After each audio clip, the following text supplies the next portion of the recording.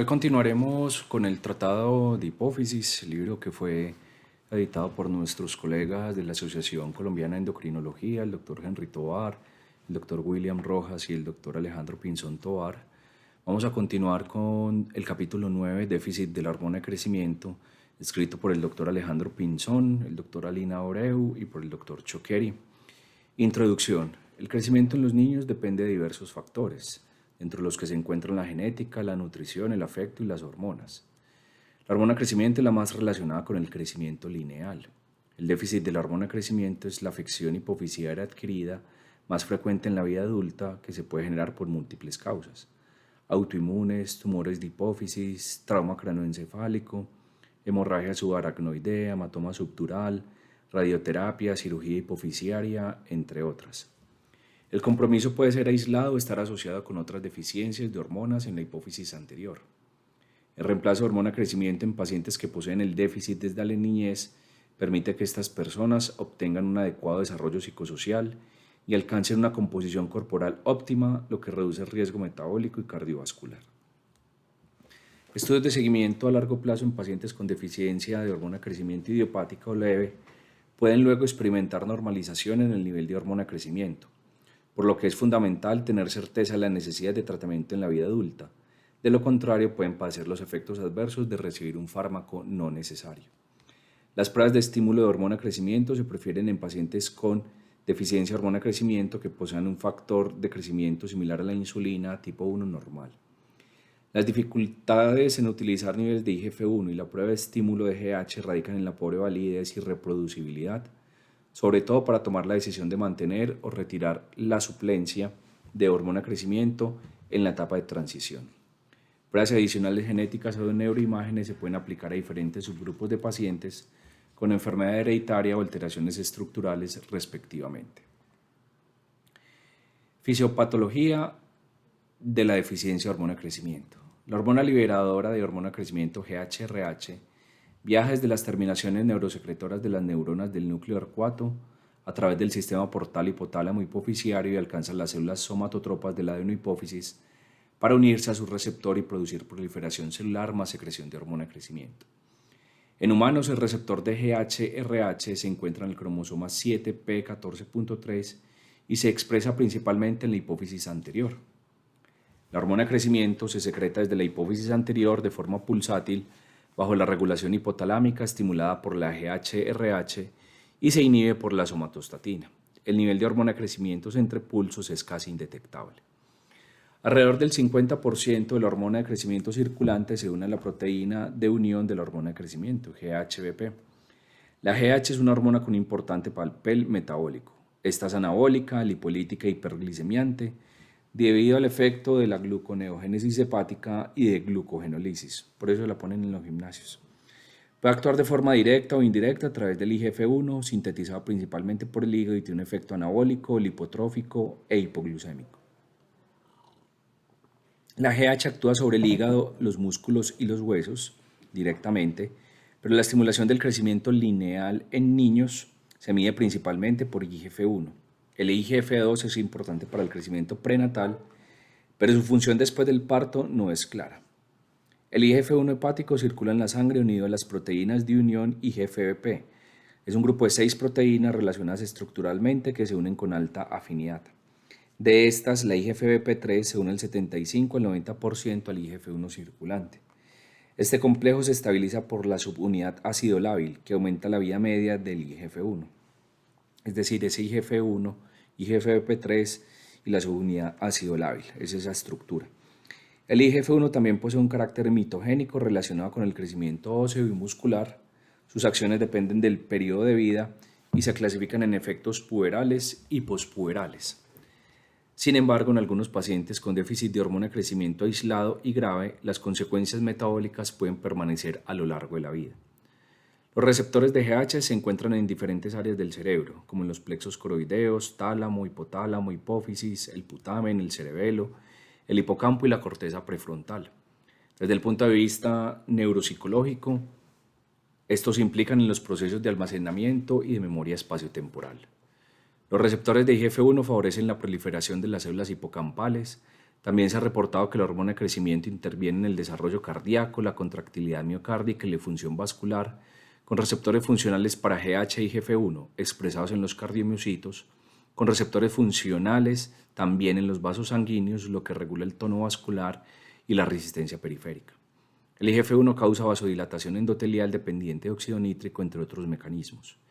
El eje GH y GF1 tiene importantes interacciones sobre la función alimentaria y el balance entre la ingesta y la demanda de energía.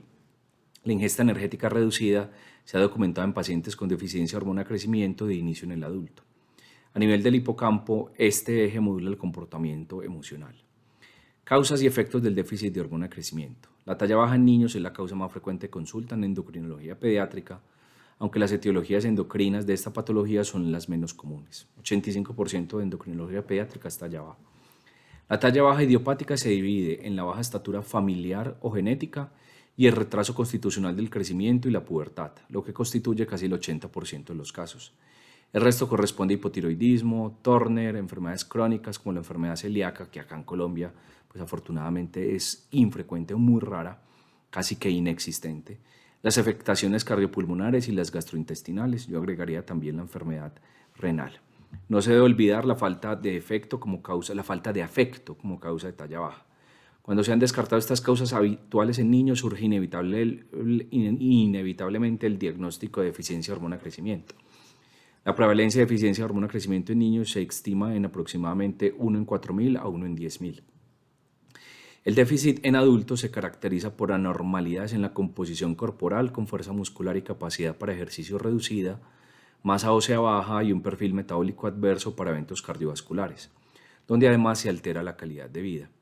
Los pacientes con hipopituitarismo tienen una expectativa de vida reducida, con un incremento 2 veces mayor de muerte por eventos cardiovasculares y se compara con la población general. Entonces el hipopituitarismo claramente se asocia con un incremento en la mortalidad. Y algunos estudios han relacionado el déficit de hormona de crecimiento con un aumento en la mortalidad en pacientes con hipopituitarismo. Sin embargo, el incremento en la mortalidad en estos pacientes puede ser multifactorial y no atribuible exclusivamente a la deficiencia de hormona de crecimiento. Estudios prospectivos, aleatorizados, controlados y comparados con placebo sugieren que la terapia de reemplazo con GH mejora los efectos deleterios asociados con la deficiencia de hormona de crecimiento en pacientes con hipopituitarismo. Es decir, tenemos que ser conscientes de que en algunos escenarios tenemos que hacer reemplazo de hormona de crecimiento. En aquellos que poseen reemplazo de otras hormonas hipofisiarias, la deficiencia de hormona de crecimiento puede considerarse un factor determinante subyacente al incremento de la mortalidad debido al efecto negativo directo o indirecto en relación con el desarrollo de hipercoagulabilidad y a la disminución en la capacidad pulmonar y para realizar ejercicio. Pacientes con deficiencia de hormona de crecimiento han mostrado aumento en el nivel de colesterol LDL y triglicéridos en ambos géneros, mientras que en mujeres se han documentado niveles bajos de colesterol de lipoproteínas de alta densidad, con inversa relación entre los niveles de IGF-1 y LDL. Estos pacientes no presentan diferencias en los niveles de lipoproteína A ni en apolipoproteína B respecto a los controles, pero sí poseen 4 o 5 veces un mayor nivel de proteína C reactiva, lo que sugiere un estado proinflamatorio y un grado leve de inflamación crónica relacionado con la deficiencia de hormona de crecimiento. El déficit grave de hormona de crecimiento se relaciona con cambios en los niveles de neurotransmisores en el líquido cefalorraquídeo, lo que sugiere una influencia sobre las funciones neurocognitivas y psiquiátricas. Entre ellas se ha observado disminución del ácido homovalínico, el metabolito de la dopamina, similar a lo hallado en pacientes tratados para depresión e incremento de aspartato, implicado en la memoria y la atención. Los pacientes que han recibido suplencia de hormona de crecimiento modulan la neurotransmisión, especialmente la dopamina, lo que puede explicar en parte la mejoría en los procesos cognitivos. Manifestaciones clínicas. El cuadro clínico de la deficiencia es muy variable y depende de la edad y la causa. Las deficiencias congénitas se presentan con síntomas en el periodo neonatal, con hipoglucemia, micropene y se asocian con otras deficiencias o crisis adrenal. Sin embargo, en esta edad no hay alteración en el proceso de crecimiento mientras el eje tiroideo sea normal. A mayor edad, la manifestación principal es la detención del crecimiento asociado con acúmulo de grasa abdominal y caída progresiva en los percentiles de crecimiento. El déficit de hormona de crecimiento puede afectar la masa muscular y la masa ósea. Estos hallazgos no se presentan en la edad pediátrica. Las herramientas para el diagnóstico en niños incluyen historia clínica, antecedentes prenatales, neonatales, documentar la hipoglucemia neonatal algunas veces apunta a un diagnóstico de hipopituitarismo. El examen físico con datos antropométricos y el cálculo de la velocidad de crecimiento son importantes. Una velocidad de crecimiento dentro de los rangos normales hace que el déficit de hormona crecimiento sea poco probable. La evaluación radiográfica de la edad ósea es una herramienta adicional y el retraso en la maduración ósea es frecuente. Determinar IGF-1 y IGFBP3, así como las pruebas dinámicas farmacológicas de GH, siguen siendo una parte importante en el diagnóstico a pesar de que existe controversia sobre su reproducibilidad. Realizar una resonancia magnética de las sillas turca y en ciertos casos el estudio de ADN para los genes implicados en el desarrollo hipofisiario y la producción y acción de GH e IGF-1 puede ser fundamental.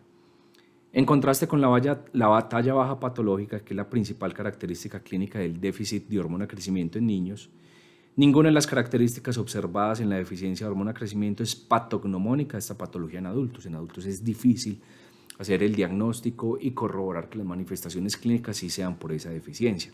Por eso muchas personas prefieren no tratar la deficiencia de hormona crecimiento en el adulto. La alteración del metabolismo de proteínas y carbohidratos resulta en la alteración de la composición corporal en los sujetos con deficiencia de hormona crecimiento grave, disminución en la masa magra e incremento en el porcentaje de tejido graso. El riesgo cardiovascular en adultos con esta deficiencia se relaciona con los cambios en la composición corporal, la alteración en el perfil lipídico, la resistencia a la insulina y las alteraciones en el metabolismo de la glucosa. Estos eventos adversos cardiovasculares pueden contribuir al incremento de la mortalidad en los pacientes con hipopituitarismo y se revierten al menos parcialmente con el reemplazo de hormona crecimiento. Se ha reportado la deficiencia de hormona crecimiento y el hipogonadismo hipogonadotrópico como los déficits endocrinos más comúnmente identificados en la fase crónica en pacientes adultos con TEC. Y en esto, pues, el trabajo que ha hecho el doctor Alejandro Pinzón sobre concientizar de estos trastornos hipofisiarios por TEC es importante. Entonces, muchas veces estos pacientes no se evalúan apropiadamente. Después de un TEC, los niveles de IGF-1 descienden en la mayoría de los pacientes, pero los niveles de GH fluctúan. El déficit de hormona de crecimiento se cataloga como un síndrome clínico específico y se relaciona con una disminución en la salud psicológica y con menor calidad de vida en los adultos. Es la disfunción hipofisiaria asociada con TEC más comúnmente reportada en atletas con alteraciones metabólicas, índice de masa corporal y circunferencia abdominal elevados y puntuaciones menores en las escalas de calidad de vida. El deterioro en la recuperación funcional durante la rehabilitación se debe al efecto directo sobre la función vascular y la reparación ulterior a lesiones hipóxicas en relación con el déficit de hormona crecimiento, con elevado riesgo cardiovascular y mayor compromiso metabólico, depresión y alteraciones emocionales. Por el contrario, los efectos neuroprotectores como la preservación de los oligodendrocitos y la mielinización del tejido nervioso se relacionan de manera directa con los niveles de IGF-1 y de estradiol. Los pacientes con deficiencia de hormona de crecimiento presentan alteraciones neuropsicológicas en el proceso de información y en la memoria visual. Estos pacientes también experimentan depresión y se afecta la calidad de vida. El Quality of Life Assessment of Growth Hormone Deficiency in Adults, QOL-AG-HDA, es una herramienta que evalúa 7 áreas diferentes sobre la calidad de vida e interés en pacientes con deficiencia de hormona de crecimiento, tabla 1. Entonces, este instrumento evalúa dificultad para terminar trabajos, necesidad de dormir, si se siente solo, si debe leer varias cosas para entenderlas, es difícil hacer amigos, me cuesta esfuerzo para hacer tareas sencillas, se me dificulta controlar emociones. Entonces tiene varios ítems que evalúan la calidad de vida en pacientes con esta enfermedad. Diagnóstico. Las pruebas dinámicas que estimulan la hormona de crecimiento continúan desempeñando un papel principal en el diagnóstico de la deficiencia de hormona de crecimiento. Sin embargo, como la mayoría de los pacientes de nosotros es hipopituitarismo o post-TEC que tienen varias deficiencias hormonales, no siempre tenemos que hacer pruebas dinámicas. Si uno tiene 3 deficiencias, la posibilidad de que el paciente con un IGF-1 bajo tenga un diagnóstico de hormona de crecimiento es mayor del 90%. Con 2 deficiencias puede ser cercano al 70%. Entonces es importante conocer que no todos los pacientes adultos requieren un estudio adicional. Son pruebas invasivas y pueden durar de 2 a 4 horas con efectos secundarios potenciales. Los agentes farmacológicos más utilizados incluyen glucagón, clonidina, L-dopa y en algunos casos insulina, y hoy en día ya tenemos la masimorelina disponible. No en Colombia, pero sí pues, para estudios en diagnóstico. No sé en qué países de América Latina. Comenten por favor si tienen disponibilidad de masimorelina en alguno de nuestros países. En términos generales, la dinámica de estas pruebas se basa en tomar una muestra sérica basal de GH, luego de lo cual se administra o se aplica el agente farmacológico, para después recolectar muestras cada 30 minutos durante 2 horas. En pacientes pediátricos, un pico de hormona de crecimiento estimulado de menos de 10 microgramos litro es el límite habitual para determinar la deficiencia de hormona de crecimiento. En la mayoría de los países, sin embargo, algunos emplean valores de corte tan bajos como 6 microgramos litro. En este grupo de pacientes, la preparación con esteroides sexuales para realizar las pruebas de GH sigue siendo un tema debatido. Un enfoque razonable en ambos géneros es 2 miligramos, 1 miligramo para peso corporal menor de 20 kilos, de betaestradiol, no etinilestradiol por vía oral en cada una de las 2 noches anteriores a la prueba. Para los niños existe la alternativa de usar testosterona intramuscular 50 a 100 miligramos de una formulación de depósito. Es importante anotar que el compromiso del eje somatotropo constituye el déficit hormonal más frecuente en procesos relacionados con patologías que producen incremento en la presión intracraneal. El déficit puede ser leve o grave y debe realizarse un diagnóstico diferencial entre la deficiencia y otras causas fisiológicas de GH bajo. El TEC o los traumas repetitivos pueden generar el desarrollo de anticuerpos antihipofisiarios y ser la etiología autoinmune de una deficiencia en la vida adulta. El diagnóstico en adultos es retador. Se debe realizar en el contexto clínico apropiado y a menudo requiere evaluar la reserva de GH o la respuesta de GH al estímulo. El tiempo en el cual se realiza este tipo de pruebas no está estandarizado y depende de la sintomatología o de la causa. De las pruebas de dinámicas, el test de tolerancia a la insulina se considera la prueba de referencia para evaluar la respuesta de GH, pero en situaciones críticas puede causar hipoglucemia grave y se contraindica para cierto grupo de pacientes. Típicamente no lo usamos. Listo. Tener una hipoglucemia es una cosa muy aburridora que puede ser letal en algunos escenarios, entonces creo que este test está llamado a ser recogido. Su uso en pediatría, pues lo mismo que en adultos, debe limitarse a los pacientes hospitalizados con vigilancia clínica estricta. La explicación fisiológica de esta prueba radica en que en el nivel de glucosa de menor de 40 miligramos decilitro produce un incremento de las hormonas relacionadas con el estrés, ACTH, cortisol y GH, permite diferenciar entre estados con producción baja de GH, como la obesidad y la vejez, y es el más confiable en los primeros años luego de la radioterapia. Se contraindica en pacientes con enfermedad coronaria antecedente de convulsiones. No. Masimorelina es un secretagogo, así ves que lo había mencionado. Masimorelina es un secretagogo activo oral de GH que actualmente posee autorización por la FDA y la EMA para usarse en el diagnóstico de deficiencia en el adulto. El estudio de validez y seguridad para valorar el nivel de GH luego una dosis única oral de masimorelina, comparado con el test de insulina, usando un punto de corte de GH de 2.8 nanogramos mililitro, reportó una sensibilidad del 87% y especificidad del 96%, con reproducibilidad para masimorelina del 97% en 33 pacientes. La solución oral de masimorelina se administra en dosis de 0,5 miligramos por kilo de peso corporal y se recopilan muestras de GH antes de los 30, 45, 60 y 90 minutos luego de su administración. Masimorelina induce un significativo incremento en los niveles de GH en adultos saludables y muestra buena concordancia con el test de tolerancia a la insulina en pacientes adultos con deficiencia de hormona de crecimiento. La prueba con masimorelina es bien tolerada, segura y con pocos efectos adversos. El principal reportado fue la disgeusia. Evaluar esta prueba utilizando el mismo corte de GH 5.1 nanogramos mililitro que se usa para el test de tolerancia a la insulina limita la posibilidad de falsos positivos y mantiene una alta detección para pacientes afectados debido al mayor efecto estimulatorio de masimorelina comparado con el test de tolerancia a la insulina. La GHRH y la arginina son estímulos potentes para liberar GH y tienen un umbral diagnóstico similar al test de la tolerancia a la insulina. El protocolo de interpretación dispone de puntos de corte estandarizados por índice de masa corporal e induce respuestas altas de GH en pacientes mayores de 65 años, por lo cual en esta población se prefiere, ya que es simple y seguro en poblaciones de alto riesgo, enfermedad coronaria, convulsiones. Su principal desventaja es que la GHRH no se encuentra disponible en varios países, algo similar a lo que ocurre con la masimorelina. La prueba de glucagón es confiable, esa pues está más disponible, y es una alternativa para evaluar la reserva de GH en pacientes con TEC. Tiene buena correlación al compararla con el test con insulina y la prueba de arginina. No requiere vigilancia intrahospitalaria, no tiene contraindicación en pacientes con antecedente de enfermedad coronaria o convulsiones. Puede presentar efectos adversos leves como náusea, vómito, diaforesis, hipotensión grave, descritos en especial en la población mayor de 70 años. La medición aislada de IGF-1 tiene un rol limitado para el diagnóstico de esta deficiencia en adultos, debido a que hay una disminución progresiva y fisiológica de valores de IGF-1 a medida que aumenta la edad. Sin embargo, en el contexto clínico apropiado, valores muy bajos de IGF-1, menos de 1.7 desviaciones estándar, tiene sensibilidad del 77% y especificidad del 100%.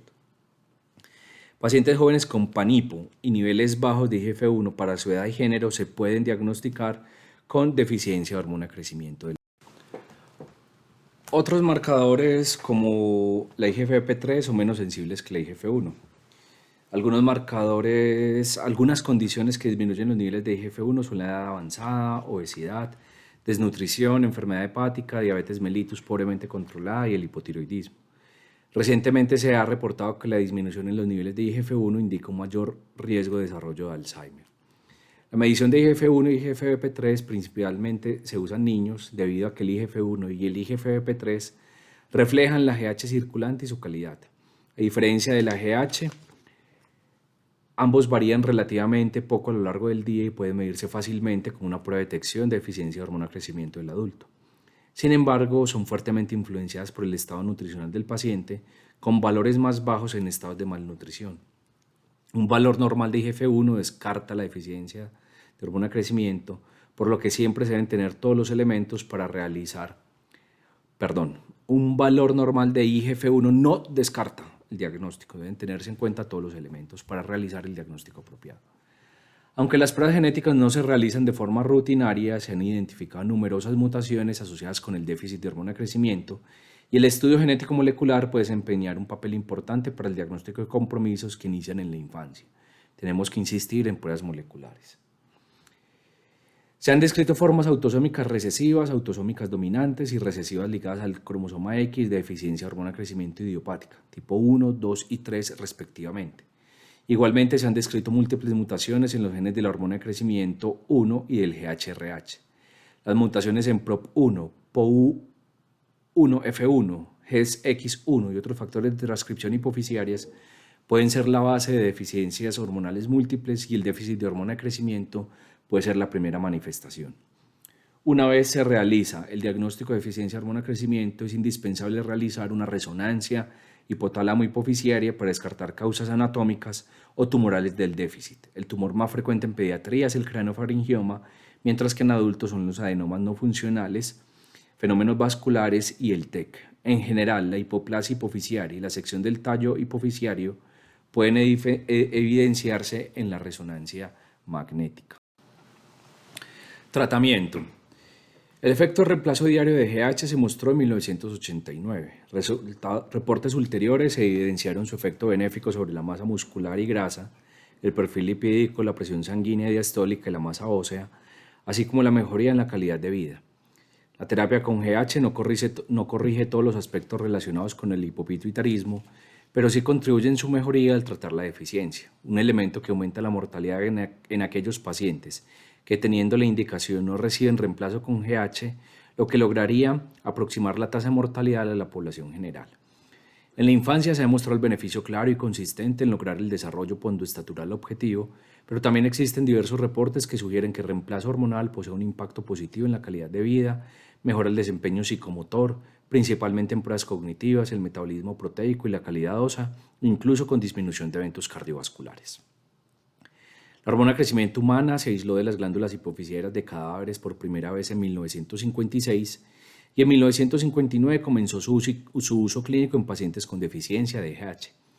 En 1985 aparecieron los primeros casos de la enfermedad de Creutzfeldt-Jakob en algunos pacientes que habían recibido la GH extraída de los cadáveres, por lo que se interrumpió su uso, pero en el mismo año apareció la hormona de crecimiento humana recombinante sintética para uso clínico y se inició la producción ilimitada, que generó una ampliación en las indicaciones para el tratamiento con GH que incluyen insuficiencia renal crónica, Turner, síndrome de Prader-Willi y pequeño para la edad gestacional en Colombia.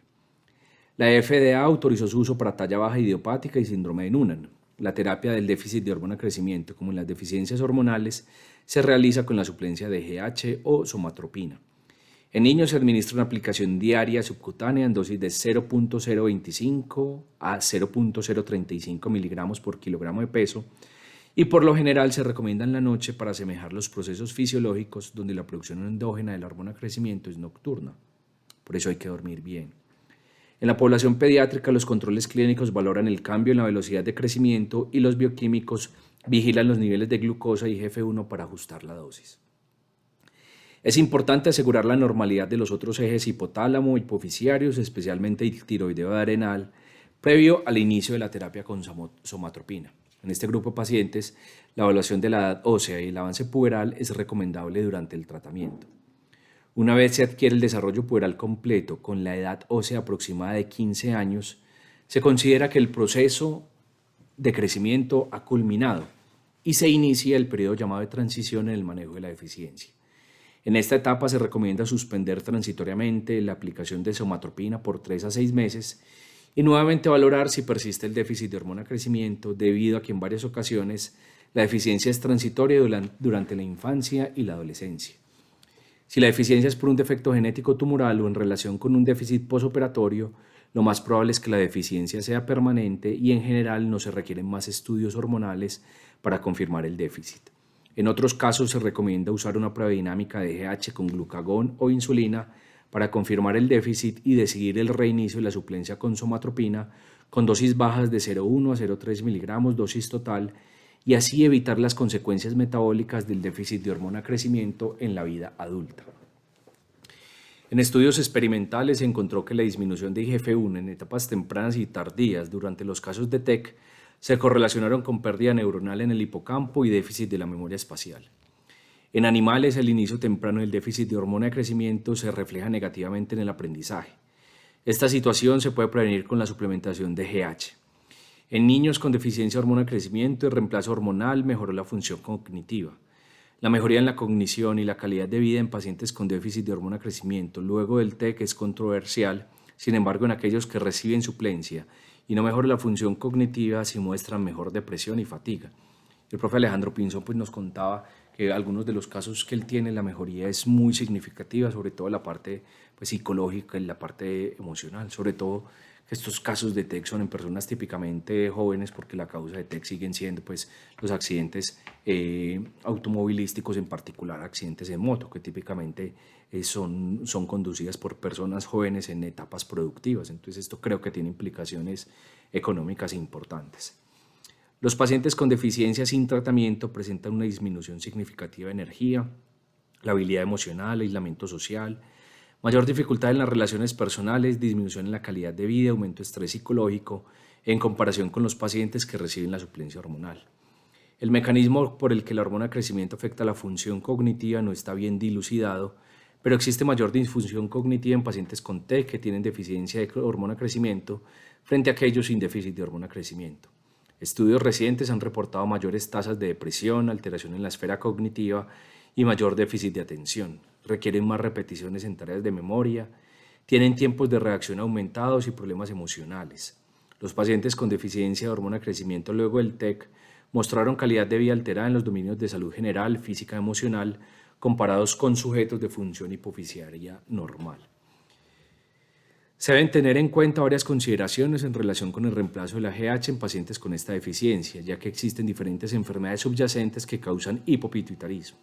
Algunas de estas enfermedades, como los adenomas no funcionantes, no producen exceso en la mortalidad, mientras que otras, como los craneofaringiomas, resultan en un incremento en la mortalidad, independientemente si presentan deficiencia con o sin reemplazo de GH.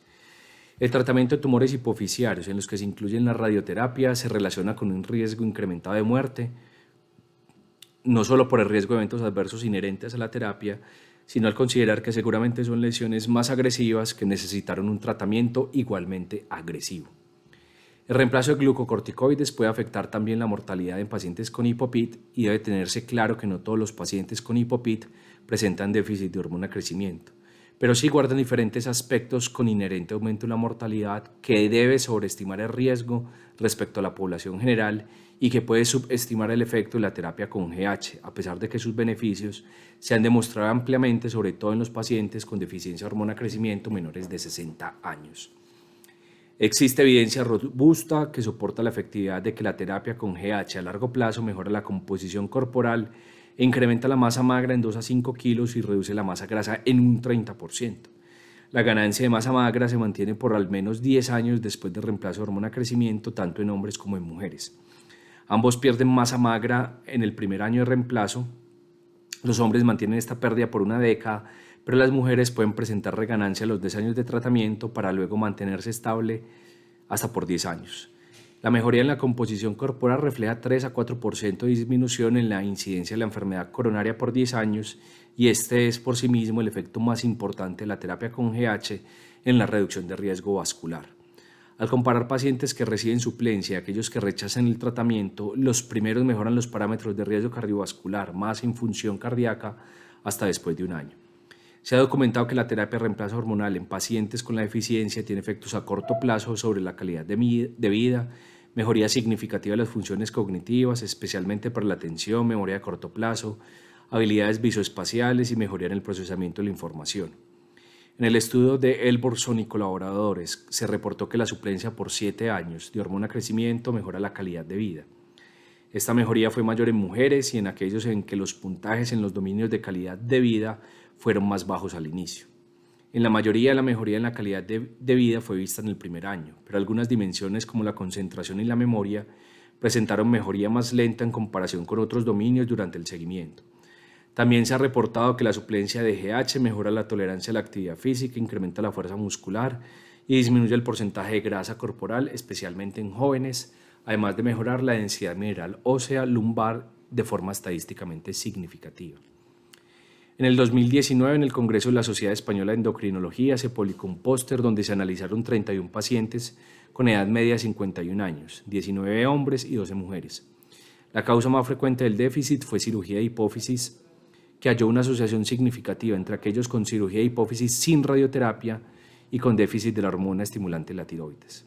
La media basal de IMC fue 30.1, relación cintura-cadera de 0.91.